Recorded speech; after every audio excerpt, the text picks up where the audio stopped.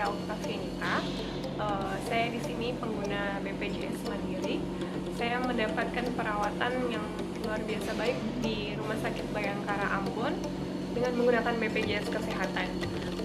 Kemarin sempat masuk ke IGD dan dirawat di sana, namun BPJS perusahaan saya dinonaktifkan, dan saat itu juga saya pindah ke BPJS Mandiri secara online.